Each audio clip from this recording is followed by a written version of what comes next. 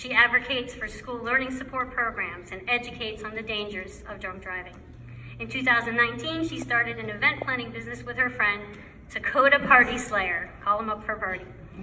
Liz is also a writer and an adventurer. Her mission in life is not merely to survive, but to thrive, and to do so with passion, compassion, humor, and style.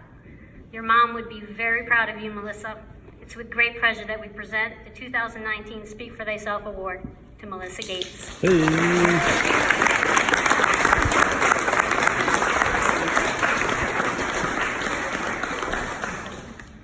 Thank you very much. Actually, real quick, so I get my Alden lineage from my great-grandfather, Samuel Gates, and who my son is named after.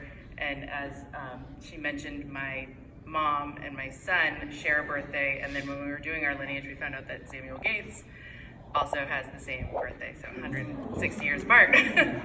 So I had a lot of time to prepare, and I tried, but it is very humbling to be aligned with such great women, both tonight and in years past. I want to thank you to the Alden Society for such an honor. To think that I could even qualify to be in the same room with these women is amazing.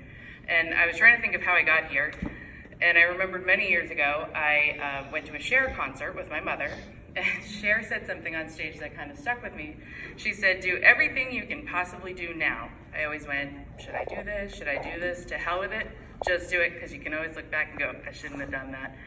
And so then in 2006, just a few short years later, was the worst and best year of my life at the same time. My mom was killed by a drunk driver in March, and 3 months later, my son was born on what should have been her 53rd birthday. So I was holding this little wrinkly baby in my hands and thinking, I've always been kind of afraid to stand out. I've been afraid to really kind of like do what I felt like I wanted to do, and I just kind of went with the flow. But now I wanted to live a life that honored my mother, and I needed to live a life that my son could mirror when he was older.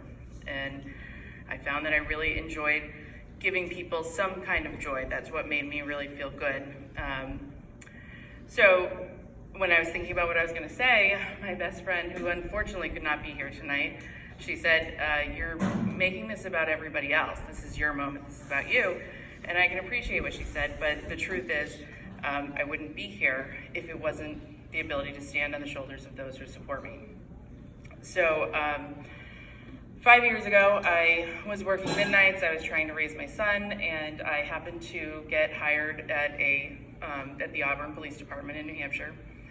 And this police department was unlike anything I had ever seen before. They were a rowdy zoo of people, but they were hardworking and they were very dedicated.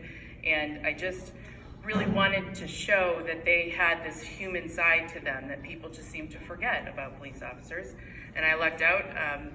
They not only were okay with me exploring these different ways to give back to the community that showcased them in a real good light, but they also supported that, and that meant getting in a dunk tank in the middle of September, or doing push-ups next to a dog, and for a YouTube video I wanted to make.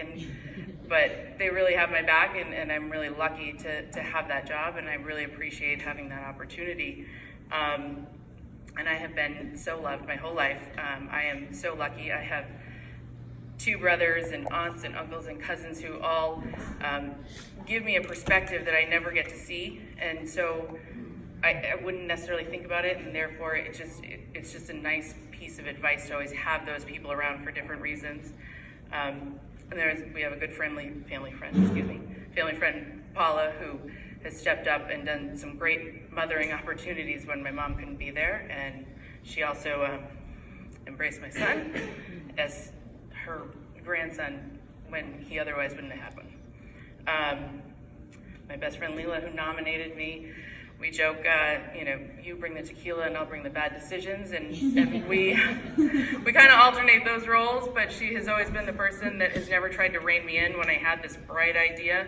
She's never said, are you sure you can do that? She's just all in, and she's there for me every time, and I don't know what I would do without her. And then real quick, my father has done so much for us. And he is actually the one, when I just hit that 0 and I just can't give anymore, he's the one who reminds me that I am a strong Alden girl that I got from his bloodline, and I can keep going. And that is the thing that gets me going. And then lastly, my son wouldn't be here without me, but I wouldn't be here without him. This world can be just such a cold, negative place.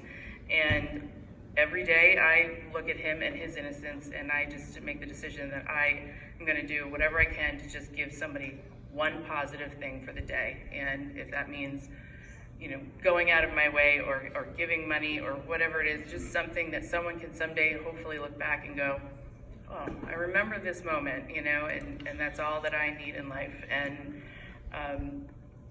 I just want to leave the world a little more positive than what it is right now. And so I just wanted to thank you again for this opportunity to showcase that.